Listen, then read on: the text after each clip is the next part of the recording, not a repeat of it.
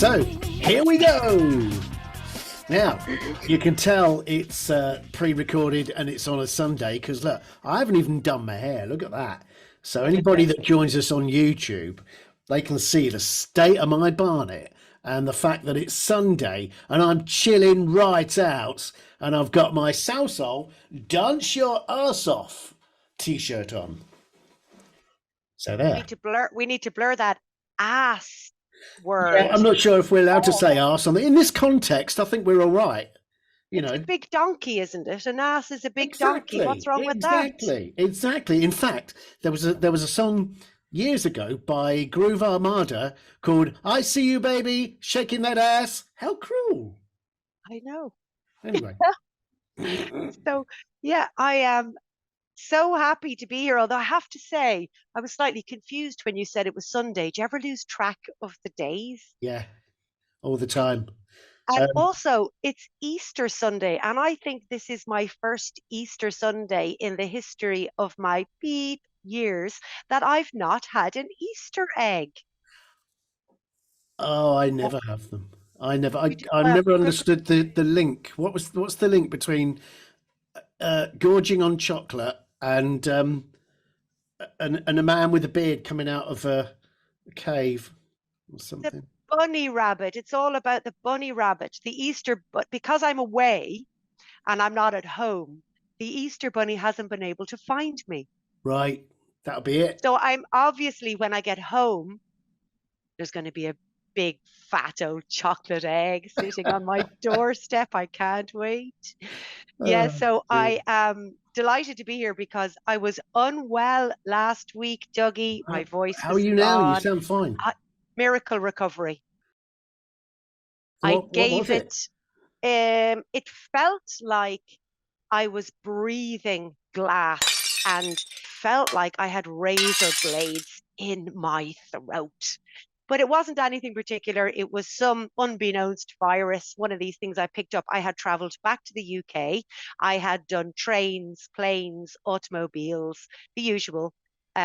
And, you know, the tube in London several times and then back again. So all that traveling, small, confined places, considering I'm used to living in the countryside and only breathing beautiful, fresh air, it was a massive blow to my system, obviously. Picked up a little bug. I gave it the 2 days that I only ever allow for illness. And unfortunately, they happened to coincide with the day when we were supposed to be doing our lunchtime lifestyle lab. So I missed you, Dougie. It's been too long. Well, it does seem like it's been a while. And you're actually away at the moment. Yes. Enjoying an Easter break. Yeah. I'm enjoying an Easter break. This is my first time hands-free without children in 18 years. No kids. Yeah, no kids. They're all in other countries. They're all visiting friends and family. I feel like it's like a rebirth. I feel like a new woman. And I have to say, I am really enjoying where I'm at because it's a beautiful place in the countryside. It's full on reservoirs, rivers, forests, tracks and trails. I'm in my element. I was going to say, just nice for walking then. Do you know what it is? But you can only do it early in the morning. It's surprisingly hot here. If you're on the Costa Blanca, there is or in Spain, there's something gone wrong with their thermometer this Easter. We were hitting 30 degrees and it's April. Yeah. Hello. Yeah. Yeah. It's been warm. So yeah, we've been walking in the morning, chillaxing in the afternoon. And I've been doing funny old stuff. Like I did a line dancing class. Yeah. I feel like I know it's great. Brilliant. Back to reality on Tuesday, but I've still got a couple of days to enjoy this freedom. Loving it. Hi, kids. I love you. I really do. I really miss you, kids. Fantastic. So, the Life Lab, what have we got on the agenda today? Well, do you know what? I wasn't feeling particularly sorry for myself when I was sick, but I was feeling a little bit sorry for myself. And I thought maybe we could focus on that a little bit, you know, just to give myself a little bit of an extra milking time, in that it would be nice to talk about natural remedies and ways we could focus on getting ourselves better. Because I did say to you a minute ago that I gave it, you know, it's mandatory 2 days. And then I said, and now it's enough. kick the illness out the door. It's time to crack on with life. And I think it's really interesting to look at one's mindset when one is ill, because I don't wear it well at all. I don't accept it. I don't enjoy it. I barely allow it. But some people tend to embrace illness a little bit better or more. And it's a question of, why would you do that? Well, maybe you work dreadfully hard and something like a cold might come along or a virus might come along, and you might need to look upon it as a gift. And you might need to say to yourself, actually, I'm going to take this. I'm going to stay in bed for a week because, it's a message from somebody or something saying, slow down, dude. But yeah, so I'm of the opinion that our mindset is a huge, important factor in, the length of time that it takes us to recover or how we recover. I think, or it is said, that there's a growing body of medical and scientific research that shows that you can heal yourself to an extent with your own mind. Now, people might say, what's all that quackery? Enough out of you. It's only rubbish, or she's talking a load of codswallop. Maybe I am, maybe I'm not, but I truly believe that I personally have healed myself from my colds and my viruses because I just won't tolerate them. Enough is enough. So as soon as I'm ready, or as soon as I feel capable to get outdoors, I do it. Rather than wallow indoors or stay in my bed longer than is necessary, I say, right, even though my breathing's not good and even though I'm not feeling fit enough, I am going to go for a walk. So, I think mindset is a very important factor in how we get ourselves ready. The thing is, as well, that positive mental attitude and that way of thinking, it releases endorphins, and endorphins, they ease pain and they are healing. So that kind of makes sense from a science perspective, doesn't it? So think positive when you're sick rather than be overwhelmed. If at all possible, try to think positively. Know that you'll get over it. Know that you can battle it and fight it and recover. And I think that you're setting yourself up for a better journey through whatever illness you might have. The other thing that's very interesting is, as an example of why this might be true, or proof of why this might be true, is the whole idea of the placebo effect. So you'll have two people with the same, whether it be allergies, whether it be an illness or whatever it might be, and they're both given a pill. One's given the red pill, one's given the blue pill. One is the real medication and one is the placebo. Now, why is it that repeatedly and over again, it's been proven that this placebo effect, the person who's taking nothing at all, it could be a bit of sugar in a capsule, whatever it might be, and they themselves feel better and have a recovery. What is that? Yeah, they think themselves better. Think themselves better. It's positivity. I mean, some doctors advocate for, using your mind to heal yourself, and some say you're deluded. So I personally try my best to use my mind to help me get better. Hypnotherapy is another great example. People use it for all types of ailments, and whether it be disease or whether it be phobias or whether it be, whatever condition, hypnotherapy is a fantastic way. It's how we access our subconscious mind. So we use a very tiny little bit of our noggin, that small bit of conscious mind that we use. There's this amazing computer, this amazing CPU, this processing unit called the subconscious mind. And when we use hypnotherapy, we access the power of our subconscious mind, which isn't something all of us understand completely, but there's an awful lot of power in our subconscious mind, and that's why people use it to help with recovery. So yeah, there's a lot to be said for healing ourselves. There's a load of books out there that you can read, and some of them are really excellent. Some of them are a little bit too, like I said before, quackish. So, but there's lots of information online you can read about how your positive mental attitude, how your approach and your way of thinking about your illness will have an effect on how and when you recover. Thought that was an interesting thing we could talk about. What do you reckon, Dougie? Well, it's funny you should say this because it was World Health Day last Friday, and I had a couple of doctors on with me, and we were chatting about very similar things, in fact. And I mentioned a favourite book of mine called Anti-Cancer: A New Way of Life, which not only deals with that positive mental attitude, but couples that together with changing your lifestyle completely, or changing your diet for mainly. Um, and it was written by a guy called Dr. David Servan Schreiber. That's it. And it's a great book. I recommend it to anyone, not just people that are going through a cancer or anything like that. But this book deals with pre-war farming methods, talks about that and how things have changed, since then, and how that really does affect how you feel and how you respond. And a lot of these additives and things that get past the Food and Drug Administration, they go tick and they, yeah, put it on the supermarket shelves. And people don't read labels when they go shopping. They just go, yep, yep, we'll have that and that and that and that. But what I'm saying is that book deals with all of that, but it also deals with the positive mental attitude as well. Now, when I was rather poorly some years ago, I I don't know whether it was a natural reaction where I just thought, well, okay, this is what it is. How are we going to deal with it? What are we going to do? Of course, not everyone can do that.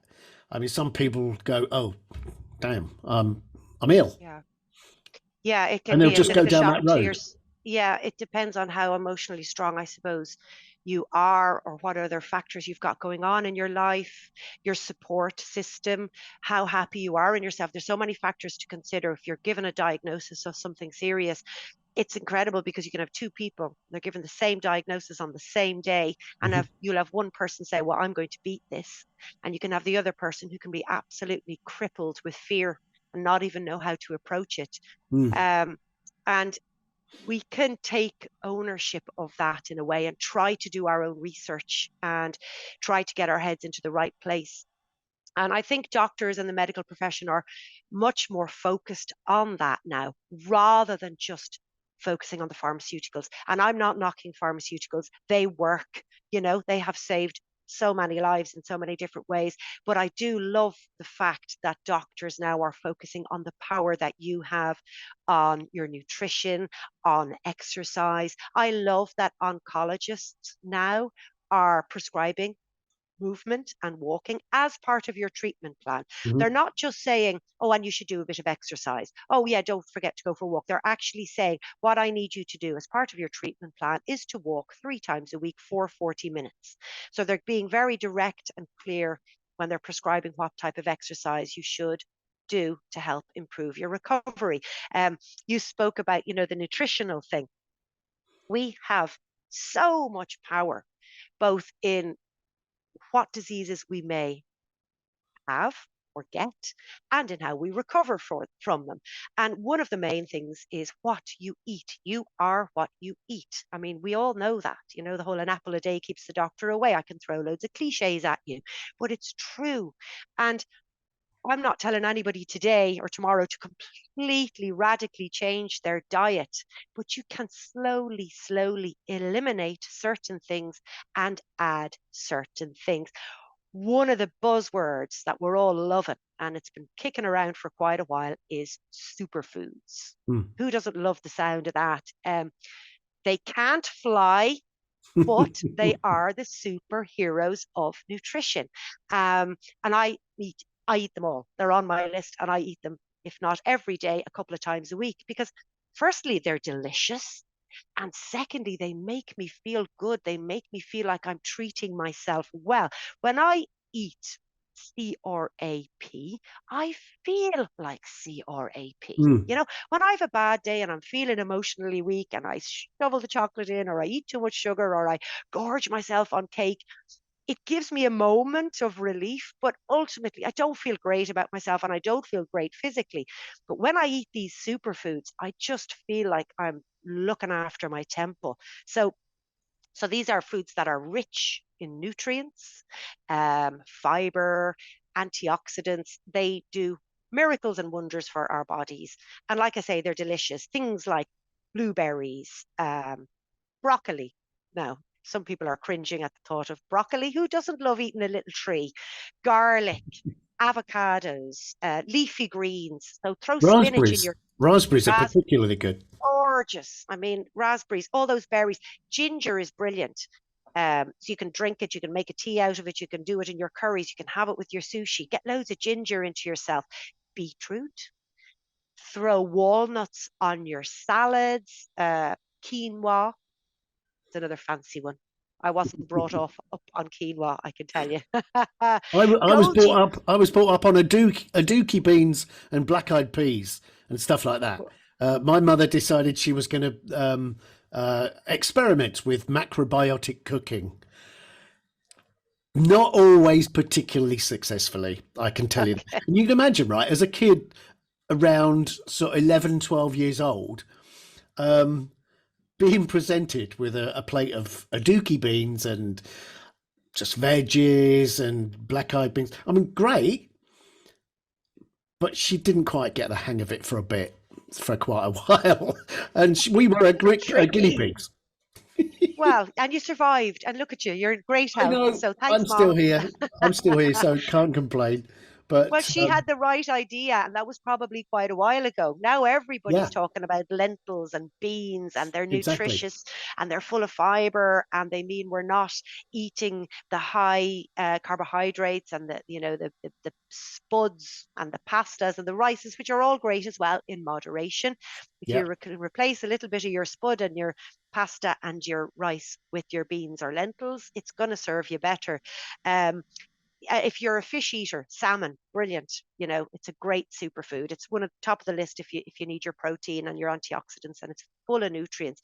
These foods, they're not disgusting. There might be one or two of them there that you're not loving. Easy as well to add superfoods like seeds, chia seeds, and the goji berries as well. Just chuck them in your yogurt or throw them on your breakfast cereal, or whatever way you want to hide or disguise them from the kids, you can do so. Throw them in the bolognese, they're not going to know. Um, these are easy, they're accessible, they're not overly expensive, they're natural, they're not processed, and they're a great way of looking after your health. You have the power. Nobody's force feeding you. You can decide what you put in your mouth, and that's going to help you feel better, avoid disease, and heal quicker from illness. So yeah, I love the superfoods. Do you know, I wasn't quite sure how our conversation would go. So I put a little post out on my socials saying to because I was looking for sympathy. So I put a little post out on our socials saying that I hadn't been well, and that I had kicked it to boot, and that I was feeling much better, and that I felt that I had taken control, etc. Blah blah blah. And I reached out to people to see if they had any questions about their health and natural remedies. So I got a fair few, not millions now because it's just me, but I got a couple of questions that I thought we could cover. Dougie, do you think we have time? Yeah, sure. So we had a question from Helen, and she's in Weston-super-Mare, which I don't know, that's in the UK somewhere. It sounds very I fancy. love Western. Great big long sandy miles of beaches. All right. Well, Sand she's everywhere. a great swimmer, so that might make sense. She says, I've had a lung infection and I can't seem to get over it. I finished antibiotics and now I'm taking a mix of over the counter remedies. Yeah, here we go. I want to get back to my swimming quickly. Any tips? So we're talking about the lungs, aren't we, really, Mm. generally? She's had a lung infection. Lots of viruses hit the lungs, colds, pneumonia. There's all types of stuff are going to hit our lungs. Now, I'm going to take it right back to the thing that I love the most, and that's walking. I knew you were going to say that I somehow. know, right?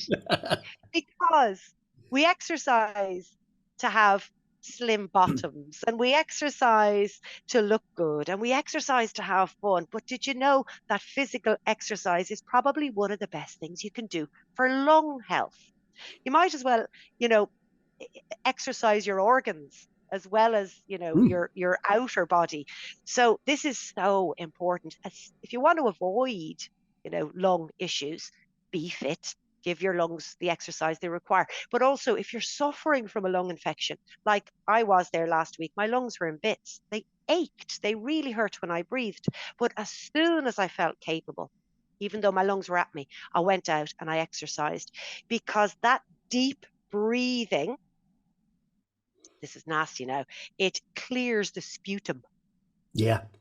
Yeah, Yeah. that phlegm, and that's what you want. You want to get rid of that gunk out of your lungs. So Of course the you do. deep breathing is going to quickly loosen the phlegm and get it out, and you can spit it up, or you can blow your nose, or whatever you need to do. So don't be afraid if you're feeling rough and your lungs aren't great. Don't be afraid to get out and exercise. Some of us might be reluctant to think, oh, I'm not capable, or that can't be good for me.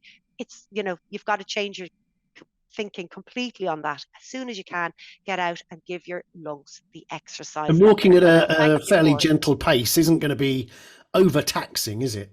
No, gentle, or as much as you're comfortable. If you can Mm. breathe deeply, you're going to get deeper into your lungs and clear the phlegm. So if you can build up a bit of pace and increase your breathing, that's even better. So that's one of and it's giving your body oxygen. It's oxygenating your whole blood. You're filling yourself up with your blood oxygen. That's fantastic. You're giving your immune system a boost. So yeah, there you are. Go for a walk. Fixes everything. Told you. So Helen, do that. Get out walking as soon as you can. Get out, and I'm not, don't go running too soon, or don't overexert yourself, but get out walking and exercise your Listen to your lungs. body. Listen to your body and listen to Neve and Dougie. Another thing that's great is green tea. It's a fantastic one for the lungs. So I think a lot of people drink green tea anyway. It's a great antioxidant, but it's a really good one for the lungs. Anti-inflammatories as well, because if you think about it, your lungs, they are, your airways, they're inflamed. So any foods that are anti-inflammatory, get them Turmeric. into you. Oh, love it. Live by The turmeric thing every is, day.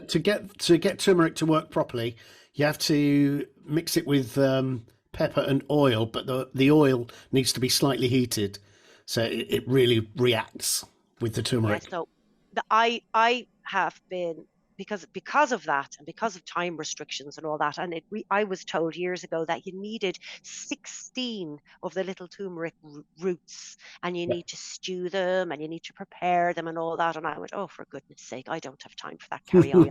So I've been taking the capsules mixed with black pepper daily for, must be 15 years. And I swear by them. I have been, and I've had a great health. Touch wood. She's knocking on her noggin. I've had great health for many, many years. So I do think everybody should chuck turmeric into their morning routine if they can. Yeah, lungs, steam therapy, Helen, as well, is a great one for your lung health.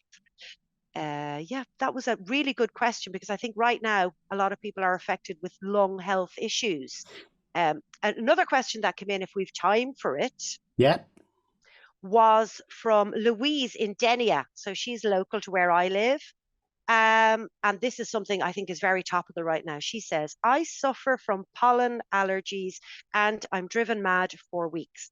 I've tried the usual tried and trusted medication from my pharmacy, but I can't seem to stop sneezing and my eyes are constantly swollen. Does anybody have any magic solution? Now, I, I'm listening to this because okay, I've today, if I sound a little bit sort of nasally, it's because yeah. I've had sneezing fits all day, and I mean I'm not usually that bad with pollen, but today has been dreadful. I've been like streaming, but yeah, not too bad at the moment. But it's been a whole day of it today. Well, you're not alone right now. There seems to be a mass of people complaining about their allergies. Um, so I thought it was a great thing to cover if we can quickly, if we have the time. So doctors would, if you've got serious allergies, would offer you maybe a monthly shot, or over the counter medications, antihistamines and things like that, but they don't always work, and there are certain things you can do yourself. Basically, an allergy is when your immune system isn't quite working the same as everybody else's and doesn't react the same to things like pollen, dust mites, pet dander, mold spores, etc., etc. And you'll have a reaction. You'll be sneezy, you'll be nasally, your breathing will be complicated, as you're suffering from right now. So guess what's top of the list, Dougie? Go on, walk in. Exercise, exercise, Well, you know what? exercise. It just so happens that in about 20 minutes, half an hour, I'm going to be walking with my dog for about We usually do about just over an hour on a Sunday. We just pop down to the port and back, and yeah, that should. It's it'll certainly help, but it seems contradictory, doesn't it? Because if you've got a pollen allergy, you always imagine that you should stay indoors rather than get out there. But if yeah, exercise your lungs. Obviously, the best remedy for an allergy is to avoid the damn thing if at all possible. So if you've got a dust mite allergy, stay out of dusty areas, etc., etc. But that's not always possible. So yeah, for Louise in Denia, I think one of the things people recommend is a saline irrigation. Nasty business. Mm. But I know I have two kids with allergies, and as nasty and as messy as it is, it really clears up their allergies for several hours, especially when they're suffering. So a saline irrigation is a great one to give you a lot of relief long term during the day. And then I have a few little bits and pieces, and we're kind of going back to superfoods again, that are things you can introduce yourself that are renowned for helping allergies. One of which, and this one was a new one to me, and I'm delighted I've discovered it because I'm going to bring it into my kids' daily routine, is a thing called butter bar. Butter burr. Have you heard of that one? Don't think I have. I know, exciting. So apparently it's a big green leaf, and they used to use it to treat the plague and fever in the 17th century. But originally, what they were using it for was to store butter in hot weather. All So right. they'd wrap the butter in this leaf. So that's where it got its name, butterbur. And it's meant to be fantastic. Now, if you can get your hands on it, you can stew it, you can consume it that way, or you can take it in capsule form. And from the little bit of research I've done, it seems to be absolute magic for a whole plethora of breathing related allergies. So let's get down the natural remedy store and pick up a bit of that. Probiotics, acupuncture, spirulina. You may have heard of it. It's a Yep. nasty tasting It's horrible, business isn't that a it? lot of, ooh, nasty. You can put it in your shake in the Yep. morning. I'm not doing it because it's Nice and grim. green. Oh, but it tastes so strong. So again, you can take that in capsule form, and it's another antioxidant and superfood. So a great one to take for allergies. All the usuals, peppermint, eucalyptus, all those things that are great for breathing and clearing your nasal cavities. Nettle, another one that I was back in the UK recently, and I was doing some forest walks, and the guy I was walking with, he knew everything and anything about the nature around us. And he picked up a nettle leaf and he rolled it up and he ate it. And I was there with I was gobsmacked. And he was telling me about the qualities of nettle. And he said one of the great qualities is that's fantastic for allergies. Now, in Spain, I don't know, have we a lot of nettles? I don't believe so. Hmm. But Must certainly in have. the UK, you can't go out for a walk in the nature without getting your ankles, stung by True. nettles. So, get yourself a bit of nettle tea. Vitamin C, which is good for everything basically, not just your allergies. So get loads of vitamin C, citrus fruits, and all that. So, Louise, I hope that has helped answer your allergy question. But if anybody out there, please, this is where we love hearing from you guys. If you've any advice, personal um, tips on how to tackle allergies, please, old wives' tales, we love them. Let us know, because so many of us are suffering with the itchy nose and the swollen eyes right now. We will try anything. So, yeah, let us know. Would you like to get a Okay. word in edge? Would you like to get a word in edgeways, Dougie? I would just like to say, yeah, no, it would be great to hear from anybody that's interested in these subjects or got any ideas for future life labs that we can, any subjects that need addressing. Uh, by all means, get in touch with us via our YouTube. I mean, in the comments, maybe. Or, of course, you can get hold of us via BayRadio. We've got BayRadio.fm on the email. That's studio@BayRadio.fm. Or, of course, our Facebook page. And, of course, you've got your Walk Your Way Well. Yes, Um, because I do tend to walk my way well. And I mm, encourage everybody to get out moving, get exercising, get into nature. It will help your mindset, and will help your emotional and mental well-being. And they are one of the best medicines when it comes to illness and recovery from illness. So get out there, get walking. You'll find me on the socials on Walk Your Way Well. Please hit us with your questions, hit us with your ideas, any health tips or queries. We're here and we're waiting, and we love talking about it on the Lunchtime Lifestyle Lab. And Learning to live the limitless life you'll love. Yeah. I didn't even have to read it off a bit of paper that time. No, Here we are. it's finally, Getting it's there. it's the earworm that will stick. Yes, we're learning to live the limitless life we love, and we love hearing your ways of learning to live your limitless life. So keep in touch with us all. Thank you. Yes, I'm going back to my holiday now. I have a green tea and I'm going to have a walk in a forest, and I'm going to feel absolutely fantastic. Thanks a million for having me again, Dougie, and I shall chat with you very soon. Enjoy your break. Enjoy your walk. Thank you. Thank you, Dougie.